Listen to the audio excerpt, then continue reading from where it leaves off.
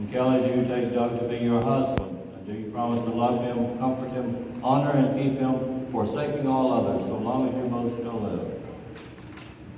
And who presents Kelly to be married to Doug? Her mother and father.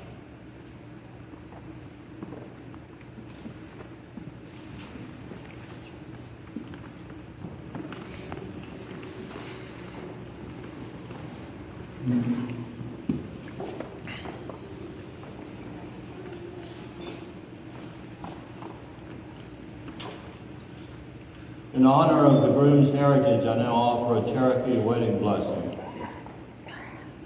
Great Spirit, you are with us today in this celebration. Please protect the ones we love. We honor Mother Earth and ask that this marriage be abundant and grow stronger through the seasons. We honor fire and ask that this union be warm and glowing with love in their hearts. We honor wind and ask that they sail through life safe and calm as in their Father's arms. We honor water to clean and soothe their relationship, that it may never thirst for love. With all the forces of the universe that you created, we ask for harmony and true happiness as they forever grow young together. Amen. A man named Roy Croft wrote this to his friend. He wrote, I love you not only for what you are, but what I am when I am with you. I love you not only for what you have made of yourself, but what you are making of me. I love you for the part of me that you bring out. I love you for putting your hand into my heaped up heart and passing over all the foolish, weak things that you can't help dimly seeing there, and for drawing out into the light all the beautiful belongings that no one else had looked quite far enough to find.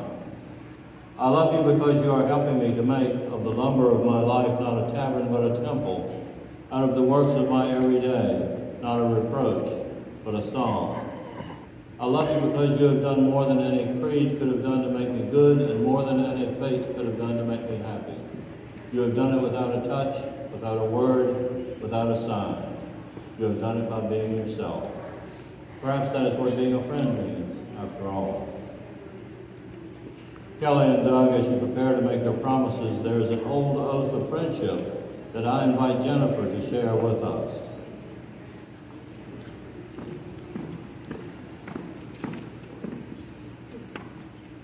I want to be your friend forever and ever without break or decay, until the hills are all flat and the rivers run dry, until it is hot in winter.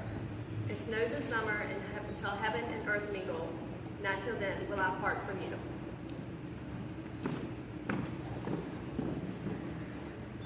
Doug, will you now take Kelly's hands? Will you, Doug, take Kelly as your wife and friend to share your life with her from today onward? And through joy and sorrow will you love and cherish her, and in sickness and in health will you be by her side? And with your full devotion do you pledge to her this solemn vow? Now, Kelly, will you continue to hold Doug's hands and make these promises to him? Will you, Kelly, take Doug as your husband and friend and share your life with him from today onward? Through joy and sorrow will you love and cherish him, and in sickness and in health will you be by his side? And with your full devotion do you pledge to him this solemn vow? May I have the rings, please?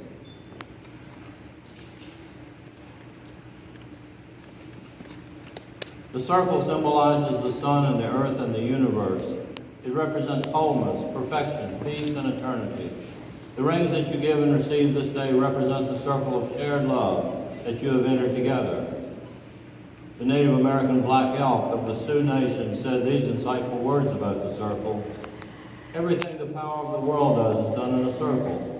The sky and earth are round, the wind in its greatest power whirls, and birds make their nests in circles. The sun and moon come forth and go down again in a circle, and both are round.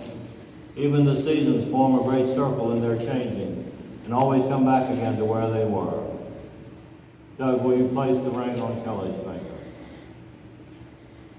And make this pledge to her.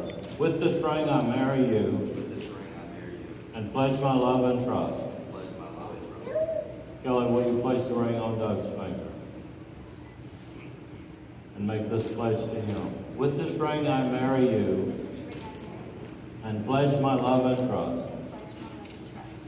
Let us join in a moment of contemplation. May that spirit of love and life which binds all humanity together be gracious unto you, and may love guide you in all your ways, and may the gifts of the vast universe make you thankful. May you have joy in loving, joy in living, joy in receiving, and joy in giving. Amen.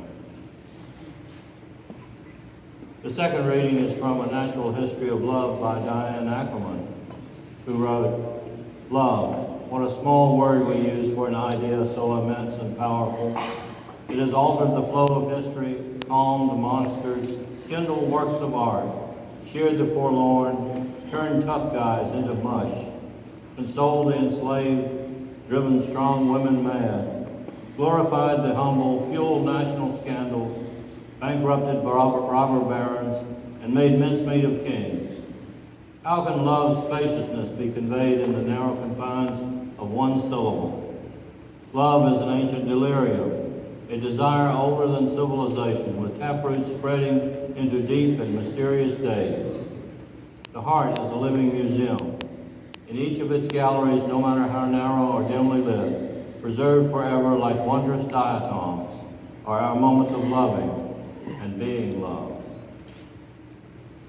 Doug and Kelly, a wedding celebrant often gives extensive words of advice during a ceremony, but my advice to you today is very simple, and it is taken from the Siddur of Shir Hadash, and it says, "May the door of your home be wide enough to receive all who hunger for love and all who are lonely for friendship.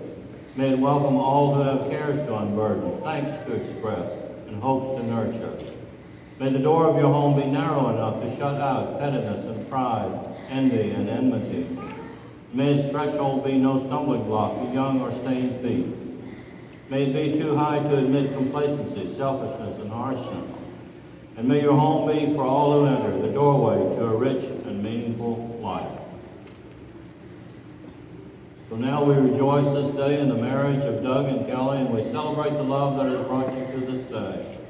With joy that deepens through many years, may you know its meaning and its mystery. How we become truly one in sharing ourselves with one another, and yet in love remain truly two with our unique qualities. And may your home be a place of happiness for all who enter it, a place where the old and young are renewed in each other's company, a place for growing and music and laughter. And if shadows and darkness fall within its rooms, may it still be a place of hope and strength for all who enter it, especially for any who may be entrusted to your care.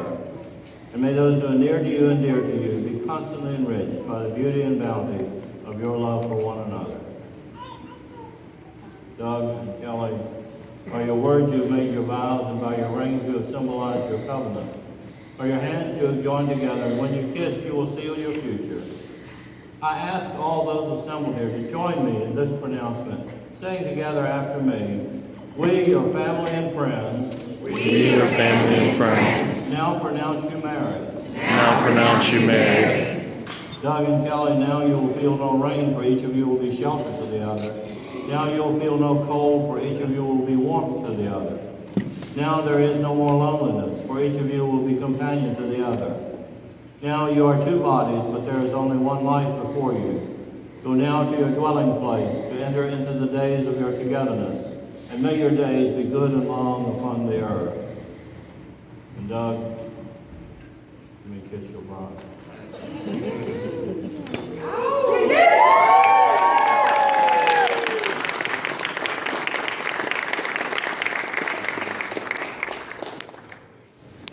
I now present to you Mr. and Mrs. Douglas and Kelly Harlow.